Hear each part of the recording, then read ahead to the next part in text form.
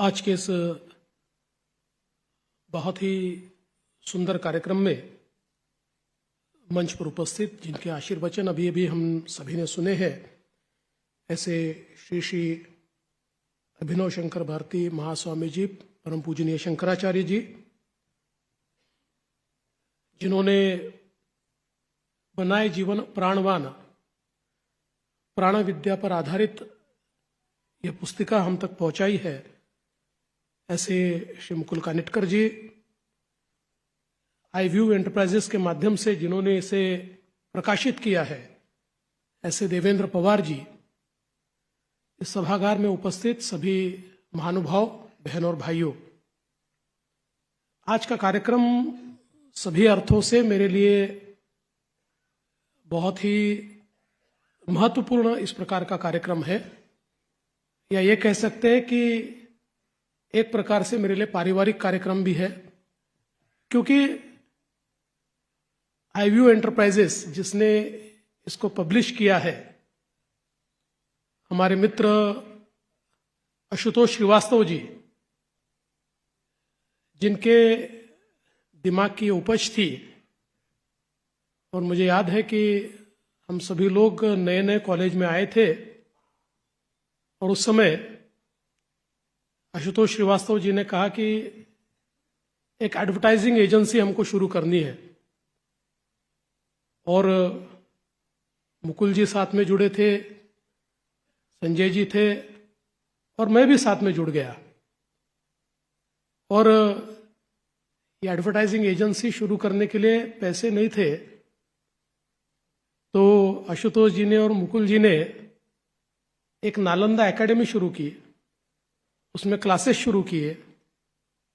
Classes चलाना ये उद्देश्य नहीं था, उसमें से कुछ पैसे मिले तो एडवर्टाइजिंग एजेंसी शुरू हो, इस दृष्टि से कुछ महीने, कुछ साल, कुछ समय तक उसको चलाया, और उसके बाद आईव्यू को उस समय शुरू किया गया।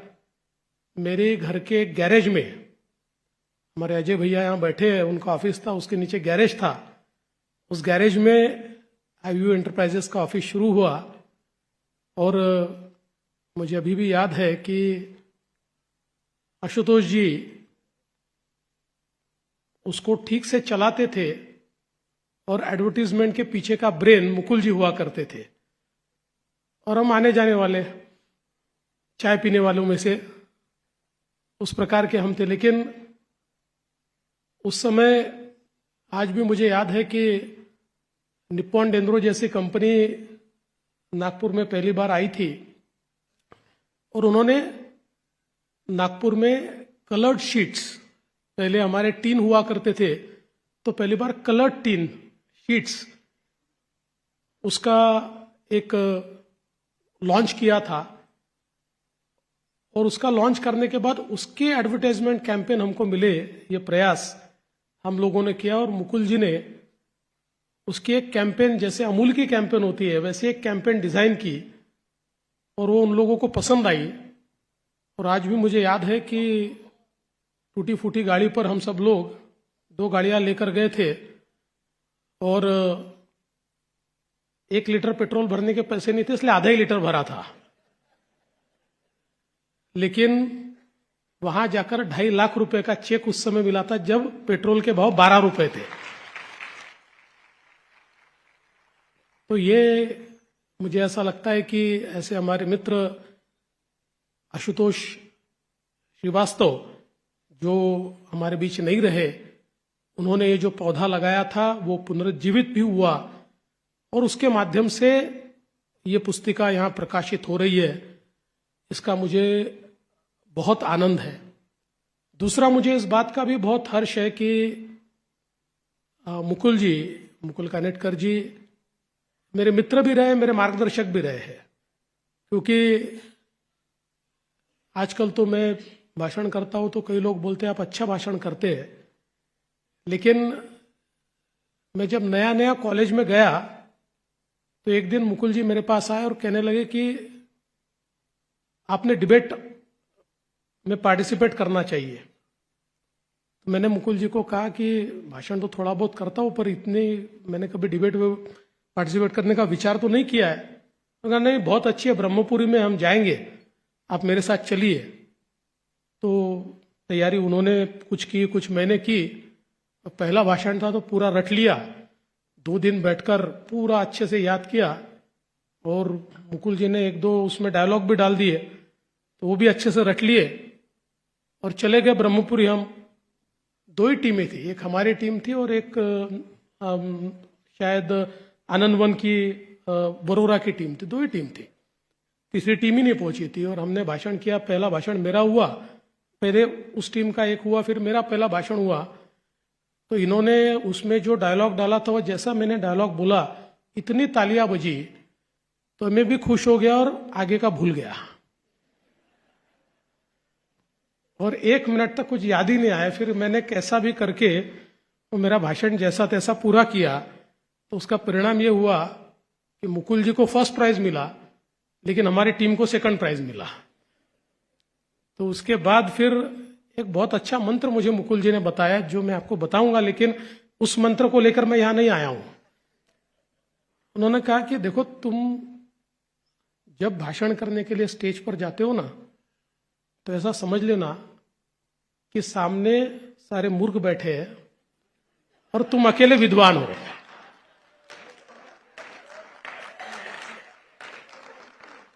ये अगर दिमाग में लेकर जाओगे तो डरोगे नहीं और भाषण ठीक से कर पाओगे। तो उसकी अगली डिबेट में वही सीख कर मैं गया और उसमें फर्स्ट प्राइज मुझे मिला। तो ये मेरे मार्गदर्शक मुकुल जी है। लेकिन उसके बाद मैंने कभी सामने बैठे वो लोगों को ऐसा नहीं समझा। मैं फिर एक बार बताना चाहता हूं। लेकिन मुझे इस बात की बहुत खुशी है कि चाहे वो मुकुल हो चाहे आशुतोष हो, ये मेरे मित्र तो रहे, लेकिन ऐसे मित्र रहे जिनके साथ आप रहकर समृद्ध होते हो, जिनके पास विचार है, जिनके पास अपने तत्व है, अपने मूल्य है। आशुतोष श्रीवास्तव एक, मतलब ये शब्द ठीक नहीं है, पर नागपुर की भाषा में बोले तो एक ऐसी खोपड़ी थी कि जिस खोपड़ी से क्या क्या चीजें निकल सकती है, इसका कोई अंदाजा ही हम नहीं लगा सकते।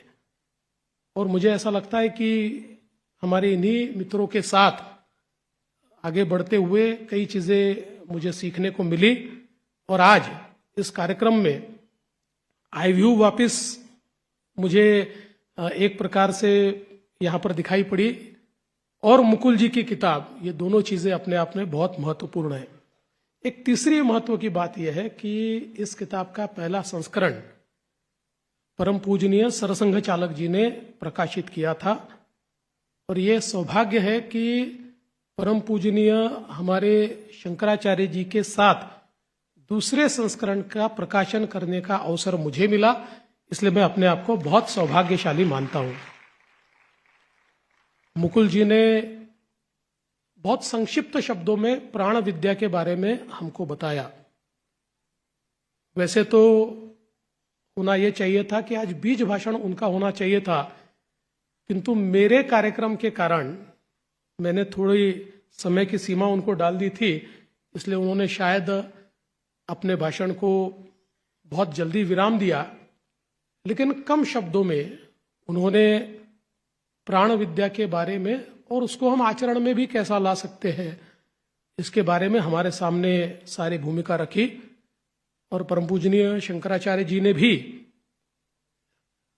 उसको आगे ले जाते हुए हमारा जो विचार है, हम हमेशा कहते हैं कि हमारा सनातन विचार कैसा है, तो पुण्य पुरातन भी है और नित्य नूतन भी है।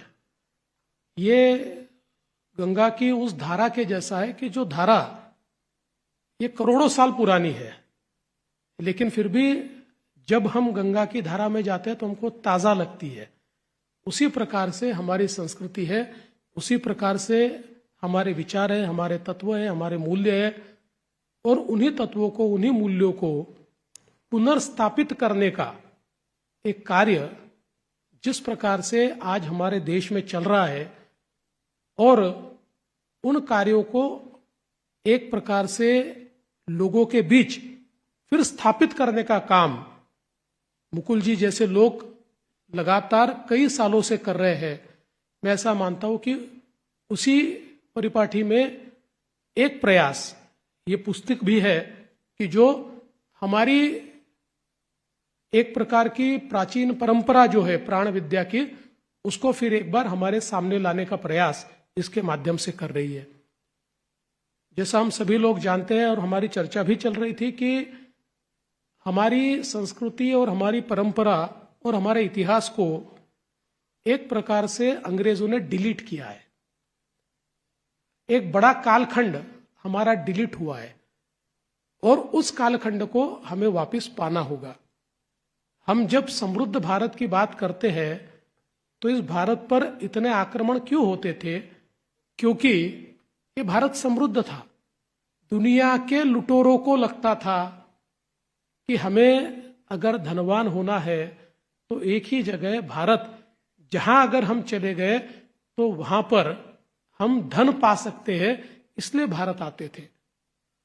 हमारे प्रशांत पोळ जी ने एक पुस्तक लिखी है जिसमें वो ये बताते हैं कि किस प्रकार से दुनिया के व्यापार में हमारी हिस्सेदारी ये 30% से ऊपर थी दुनिया के जीडीपी में, और ज्यादा पीछे नहीं।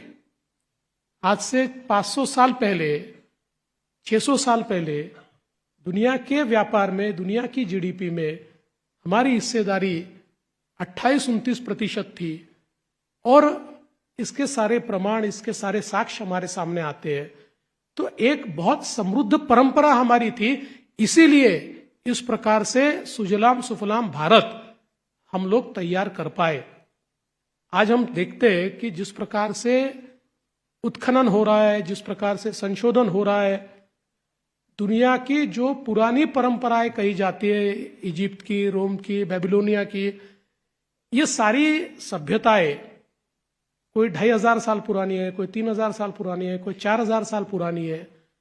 लेकिन हमारे देश में जो हमारी सिंधु संस्कृति है, जो हमारी सरस्वती सभ्यता है, इन सभ्यताओं के जो अवशेष आज हम प्राप्त कर पा रहे हैं, राखी गढ़ी में, बिरान्ना में जो अवशेष हमको मिल रहे हैं, और जो अवशेष ये किसी स्टोन एज की सभ्यता के नहीं है, तो पूर्ण रूप से विकसित सभ्यता के, जहां पर नगरों की रचना की गई है, स्थापत्य शास्त्र जहां पर दिखाई पड़ता है, जहां पर बहुमंजिल इमारतें दिखाई पड़ती है, जहां पर पूरी ड्रेनेज की सिस्टम दिखाई पड़ती है, जहां पर व्यापार के केंद्र दिखाई पड़ते हैं, इस प्रकार की रचना जो हम लोगों को दिखाई पड़ती है, उसका जब कार्बन डेटिंग होता है, या उसको जो हमारे उस शास्त्र को जानने वाले लोग उसकी आयु को डिफाइन करते हैं, तो ऐसा ध्यान में आता है कि कम से कम 9 से 10 हजार साल पुरानी है।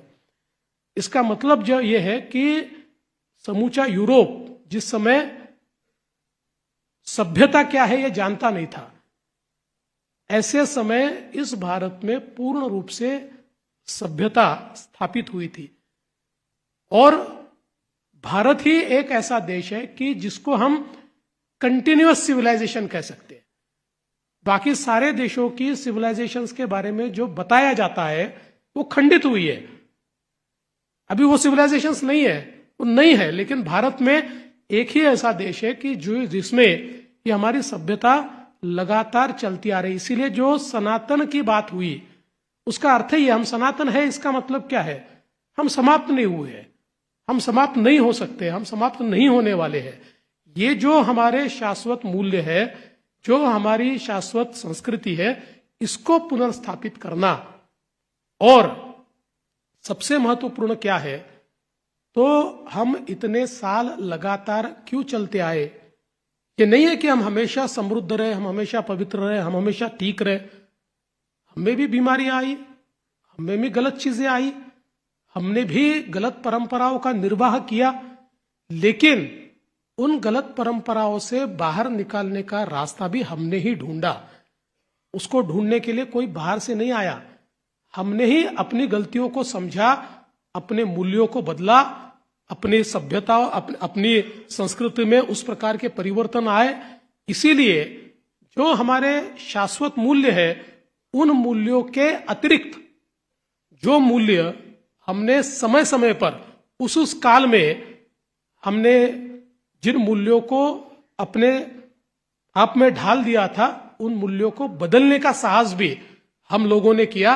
इसीलिए हमारी संस्कृति को सनातन संस्कृति कहा जाता है।